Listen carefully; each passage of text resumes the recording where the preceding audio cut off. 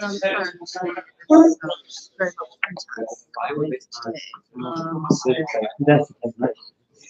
I next slide. I like to just try to get the headline things. Yeah, and then also it takes time to watch the video again. I know. You get the wheels on to go actually look up the video. When you get home, that's all goes in the past. Well, good to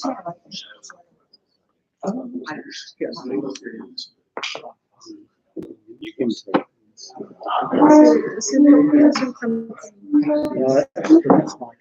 Yeah. Yeah. I do the consulting. So to avoid confusion, I always use my consulting company. Yeah. Yeah. Rather than Please. be aware. No. Oh, glad you have to ask her. It's life sciences, so I chair boards and take infrastructure. This is an innovation. Yeah. Big innovation. Yeah. Innovation. And I consult mostly to countries on innovation systems. Which is a tough thing to do.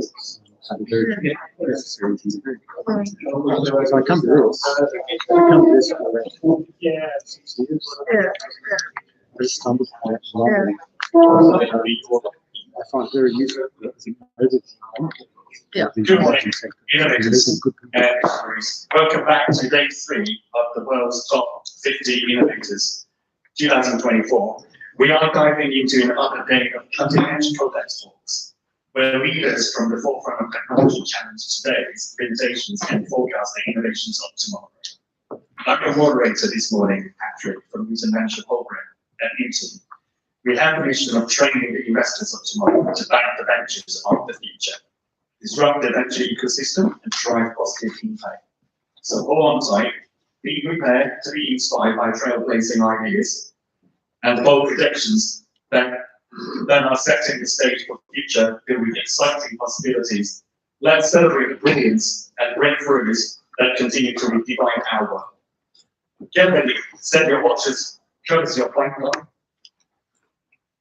and let's unleash the power of innovation in Fintech together this morning. Just a general reminder, for more information about the event and our esteemed speakers, please visit our Codex website. It has further backgrounds and biography about our speakers. Feel free to tweet or share your experience on LinkedIn. So ladies and gentlemen, it is my pleasure to introduce our first speaker today, Anthony Jenkins, founders, chairs and CEO of 10x Future Technologies, aim to revolutionize banking through cloud-native technology. His leadership extends beyond 10x, serving on the Prudential Regulation Committee of the Bank of England and chairing Currency Direct. With a distinguished career, Anthony has previously led Barclays Bank as CEO and held significant roles at Citigroup.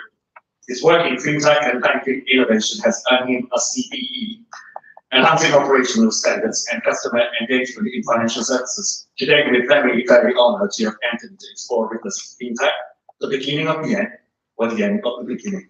Anthony.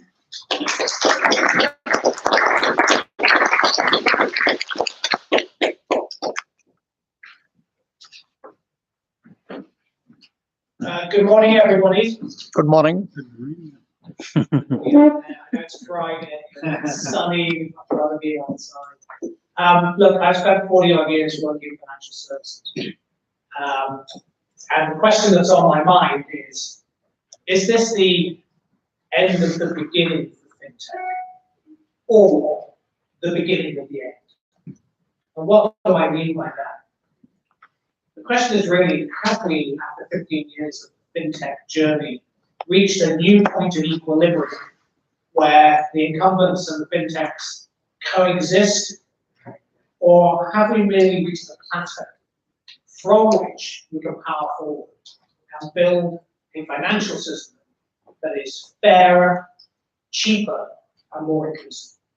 And I will argue today that we, the key actors in this, fintechs, incumbents, governments, should be pushing to make sure that this is the end of the beginning. Because I believe that if we harness the power of we can create that financial system that is fairer, is more inclusive, and is cheaper for all to participate in. So I want to address that question in context of three areas, three domains: the past, the present, and the future. So let's talk about the past. We are here in the City of London. The City of London has been the epicenter of financial services for millennia.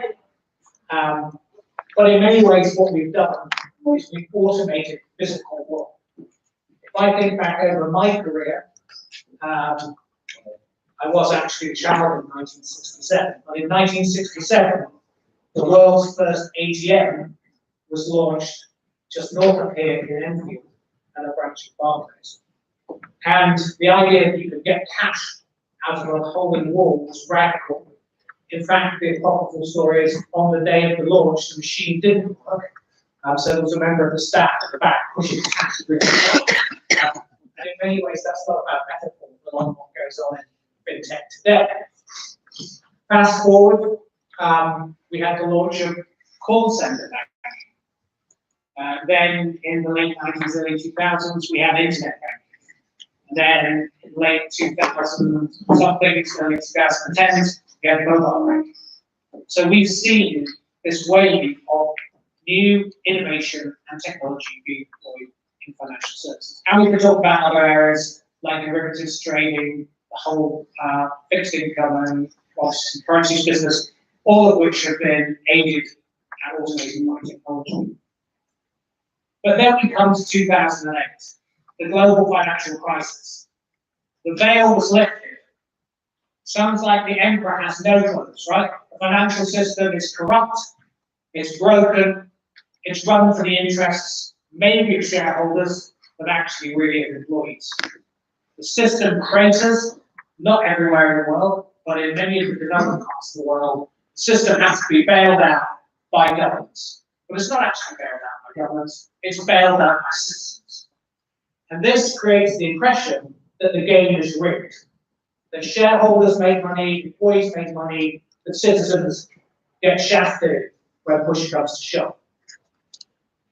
In parallel with that, there is this constant emergence of new and fast-moving technologies. I am old enough to remember the first dot-com boom in the late 90s. I was working in New York at the time. In those days, people were raising millions of dollars of venture capital money just to buy servers. Fast forward to 2015, I'm in San Francisco, I'm in a loft talking to a very small AI startup. This was before AI was fashionable.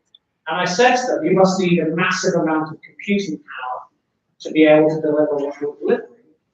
And they said, yeah, it's fine, just go buy it from AWS. So the barriers to entry for radical innovation were low. So you get this combination of rolling innovation through the decades, the great financial crisis underlying the system, and then these new technologies that are available. One of the pieces of advice I always give people is, if you really want to understand how innovation and transformation can happen and where the opportunities and threats are, you have to look at the underlying technologies. When COVID hit, we all started working from home. Everybody said, thank God for Zoom, thank God for Teams. They have very little to do with our ability to work from home. Our ability to work from home is driven by the fact that we all have broadband in our houses. Broadband is the pipe that allows those services. Without the deployment of broadband, it doesn't matter what front end you have, Zoom or Teams. So that brings us to the present. 15 years on from the launch of fintechs, where are we? Well, of course, fintech is not a homogeneous category. We have everything from B2C businesses like neobanks, payment companies, foreign exchange companies, wealth management companies, through to B2B2C companies, like the one I chair, formerly to B2B businesses like the one that I founded. And all of these businesses have started, some of them have succeeded, some of them have failed, some of them have demonstrated that you can build significant install bases of customers where you can offer a much better user experience, a much better customer experience, and a much better economic proposition. And we see, neobanks here, for example, building significant customer bases. But we've also seen the incumbents respond. The incumbents haven't sat still. They've had to up their game. And very expensively, they've been able to deliver this user experience, which is not as good as the Neos, but it's not bad, it's functional if you're using the Barclays app or the NetWest app, it works. And we've seen as a result of that, a real change in how customers behave. So when interest rates spiked, the incumbents lost money at a huge rate of knots because they were offering core interest rates, and with faster payments, you could move your money much easier to a provider with better rate. So we've seen some benefits for customers. We've seen the ability to get a better user experience, to have more choice in the market, and to be able to benefit to some extent from these changes. But I would argue that that is merely the beginning of the end. That is the new equilibrium. Now, for the incumbents, of course, it's been extremely painful because you're basically trying to yoke modern technology to technology that's sometimes 20, 30, 40 years old. I often describe banks as museums of technology, because inside the bank, there's every type of hardware or software that's ever been invented. When I was at Barclays in about 2010, we had a problem with the statementing system, so we stopped issuing statements. The code was written in 1977. It didn't perform perfectly well from 1977 to 2010, then it's just not working.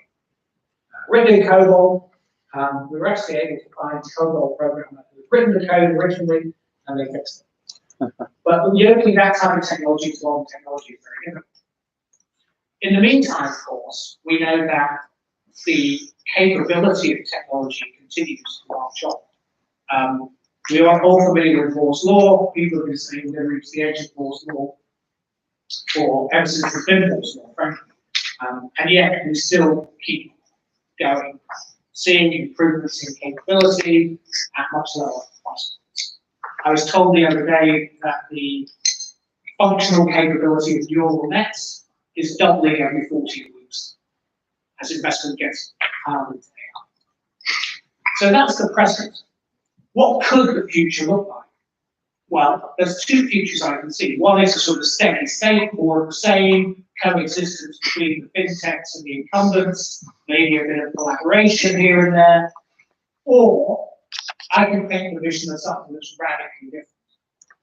And in order to think about what radically different looks like, we should look at the developing world. Because the developing world, frankly, has done a much better job leveraging technology. It's easier to do when you don't have an installed existing way of doing it. So for those of you who are familiar with Africa, M-Pesa was a payment service launched in Kenya in 2007, not by a bank, but by a telecom.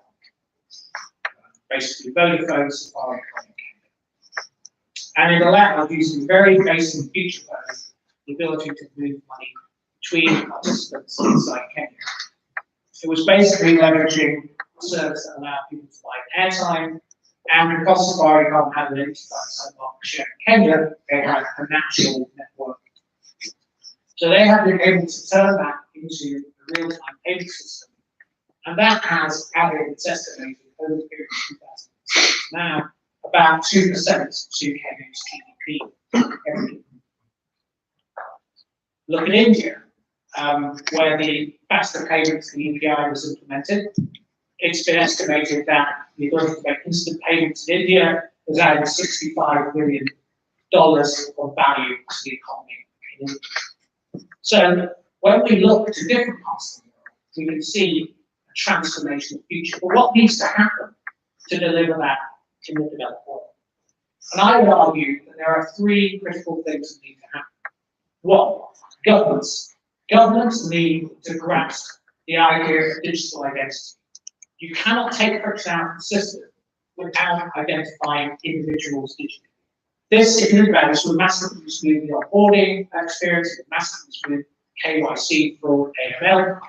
And once you can tokenize identity, you can then connect them from tokenized real assets, and then you can effect the transfer too. In this country currently, it takes between 5 and 6 months to sell a property, to transfer the ownership of the property. That is ridiculous. You should tokenize the property, tokenize the individual, and then you put the two together and have instant exchange of value. But governments need to create a framework for this. Now, people get worried about privacy and all that, I understand. But actually, if you think about it, the only authority that can confer physical identity on citizenship is governments. We all carry a passport, we all carry a driver's license. Why not digitize that so we can use that to token the digital? The second thing I would say, for the incumbents, you have to massively automate your technology. If you want to take advantage of artificial intelligence, all the operational benefits that will give you the ability to make better fraud decisions, better credit decisions, you have to be able to get the data in your systems. Right now, that's fragmented. There's many thousands of different databases inside the banks. They have to massively automate themselves. They have to do that at pace. And finally, I would say for the fintechs, you have to keep pushing. It's not an easy time in the fintech world. We're at a point in the cycle where capital is hard to get.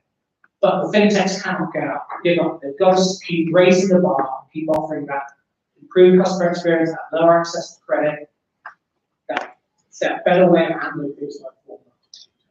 So for me, we are at this juxtaposition, this point in the road. It can be the beginning of the end, this new equilibrium, or we could create a radically different, more exciting, fairer, cheaper, more inclusive financial system. And my call to action to all of us innovators is, let's do that, because that's a lot better for society, a lot more fun doing it.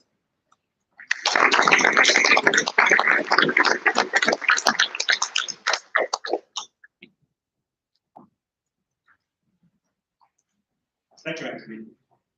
So our next speaker, Rishi Khosla, a visionary entrepreneur and CEO of OpNorth, a fintech powerhouse reshaping commercial lending globally. Under his leadership, OpNorth leverages advanced data analytics to offer tailored financial solutions to SMEs, enhancing their growth potential and economic impact. Rishi's innovative approach has not only earned him prestigious award like the Ernst & Young Entrepreneur of the Year, but also recognition from the Queen with an OBE for services to business. Today he continues to inspire with his commitment to transforming finance and empower the next generation of entrepreneurs. On how can economies empower and scale up and increase the positive multiplier effect these businesses have? Let's welcome Rishi.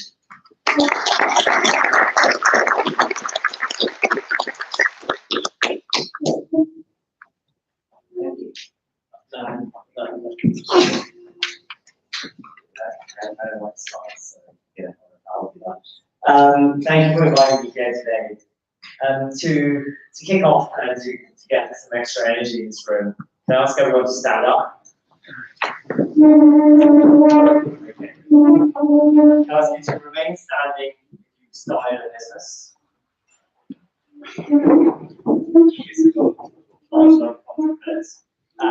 If your business is over £1 million in turnover, it's over 5 million in turnover, over 10, over 50. You've got one man standing. Congratulations. I guess the point of that is to really bring home the point that in the UK, we're incredible at starting businesses. I mean, at a guess, that was 25 plus minus people who stood up in terms of people who started businesses. And, two which were over 10 million, one which is over 50 million in terms of revenue.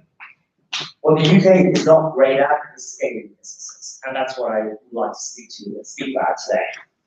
It's really the outsized impact of scaling businesses in the country, the barriers, and in a way, the benefits of removing those barriers and the benefits which scaling businesses actually provide to communities. As an entrepreneur and a capitalist, I have my father to thank for I guess, my entrepreneurial spirit He was an entrepreneur, got knocked back many times, and resilience and the ability to drive through things and adversities to really play out your vision again. Actually, you mentioned this in terms of like the challenges, for example, in the fintech space at the moment. There are incredible companies in the fintech space, but being able to continue through the adversities of down sort of bad periods, winters, etc., is just so important to be able to be successful. The first business I co-founded, my co-founder Joel Perlman, was co-partners. We took that from 0 to 3,000 people over 12 years. We used over £40,000 to build that business. We also experienced doing that, just how bad commercial banks actually were in terms of supporting businesses. And that's really what drove us to think about setting up our next business. So when we sold our business to Moody's, we decided to set up our second business. So in 2015, we got the third new banking license in 150 years ago in the UK. Over the last 8.5 years, we've lent over £10 billion in the UK, predominantly, which has helped create about 47,000 new jobs and about 29,000 new homes, most of which are affordable social loans. Our view is that pretty outsized impact for a business which has been around 8 years. And how have we done that? We've done that by really supporting our scale-up businesses which are generally between $1 million and $100 million in revenue, which end up being the most productive part of the economy. The ones which actually drive economic growth, GDP growth, employment growth in a totally outsized manner. The UK is known as a nation of shopkeepers. And I think if you take from that, at least what I take from that is a nation of people who are great at starting small businesses, who work incredibly hard, and generally have a pretty localized view of the impact that their business will have. If you take that localized view and extrapolate it out to having a view on how it will impact on the region, on the nation, and then internationally, I think that is at least how we think about scaling businesses and the ability to actually create businesses which have outsized impact on a much broader playing field. Specifically, SMEs are 99.9% of all companies by the number of companies in the UK.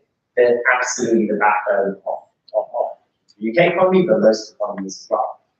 However, most SMEs are micro businesses. There's nothing, again, wrong with micro businesses. They are a critical part of our economy, but they generally employ a handful of people, 2, 3, 4, 5 people, if that, and turn over tens of thousands or 100, 200,000.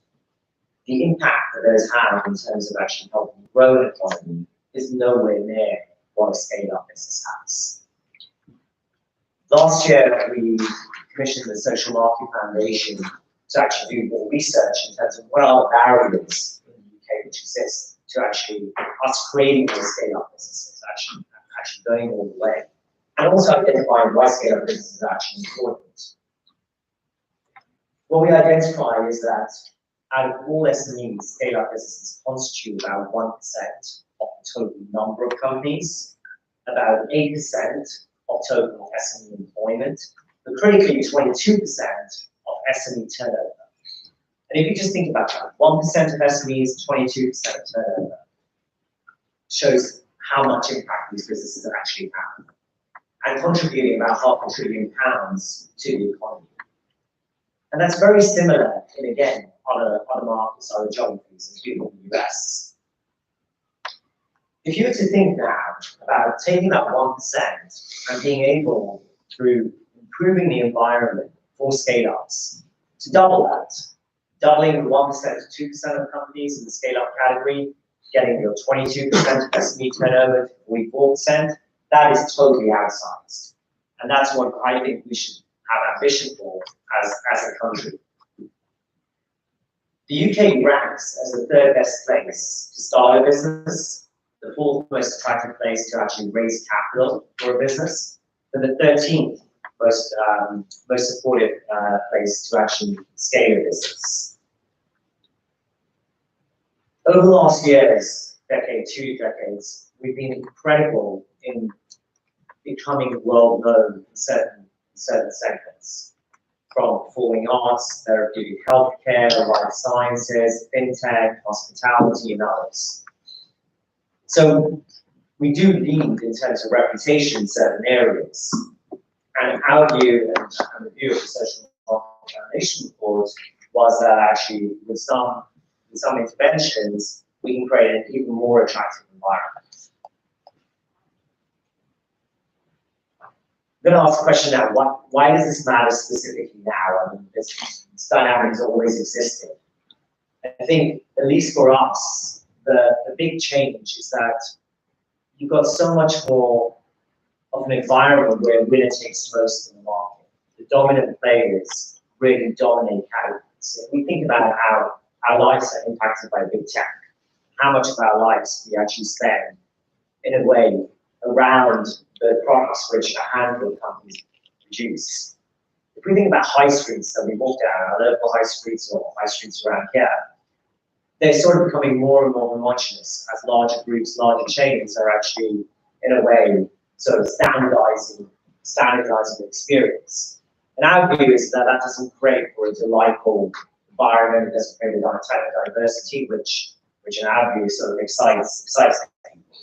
And also critically stifles innovation, because you end up in this barbell economy where you have very large companies, you have micro companies, and you have very old businesses which are able to transition from those micro businesses all the way through.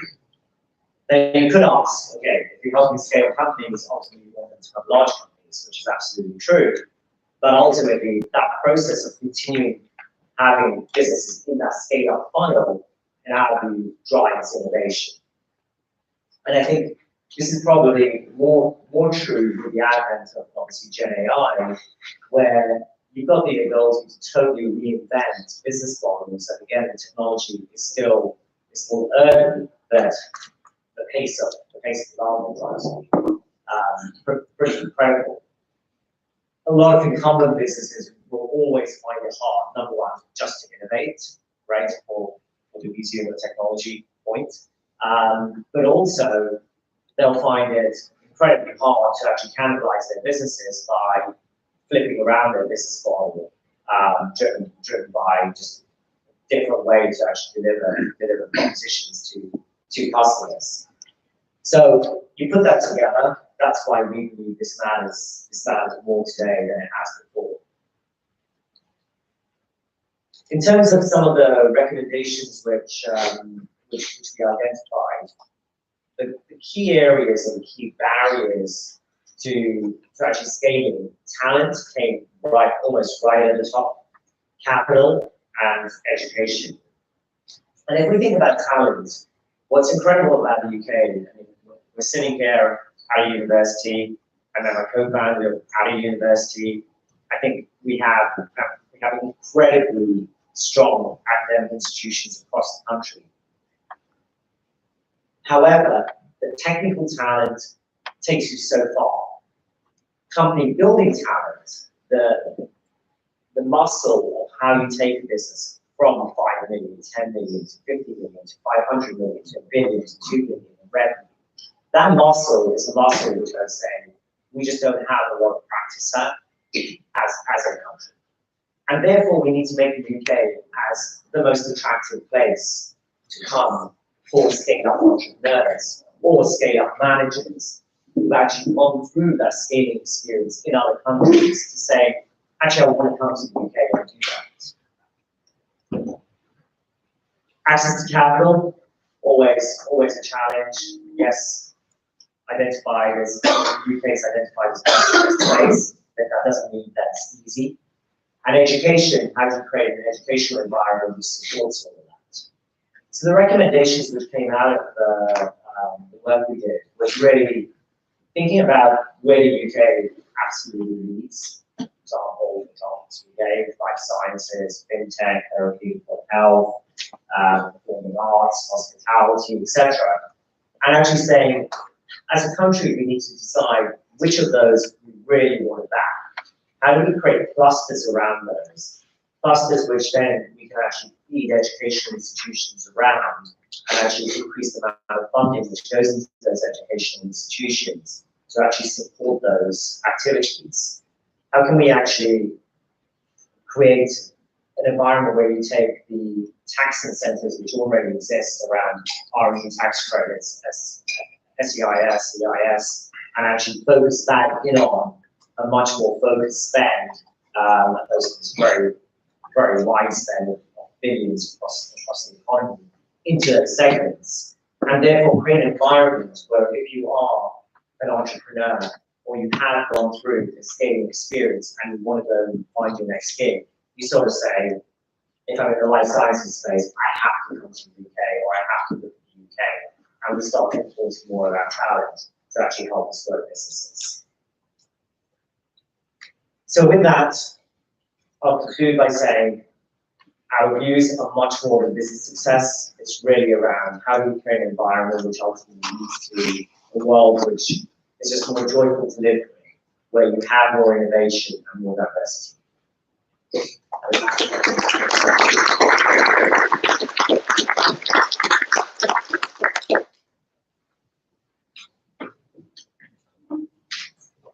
Thank you, Richard, for the very delightful positive message. Just got a quick announcement to make. At 10:30 today, there will be a fire alarm test. So everybody can remain calm, stay in the building, and do nothing, and stay here. So our next speaker, Phil Goffin, the dynamic co-founder and CEO of Zelo, who has revolutionized the fintech industry over the past 2 decades. Under his leadership, Phil's venture have not only created over $3 billion in shareholder value, but also significantly reduced industry costs by more than $1 billion US. His company have been celebrated in a Sunday Times Tech Rank 100 and recognized as top innovators among the Fintech 50 for 4 consecutive years, a true pioneer. We will continue to drive transformational change, impacting fund transactions across 40 countries, assisting thousands of businesses in managing finance operations. So what role does innovation really have in fintech? Please welcome Phil.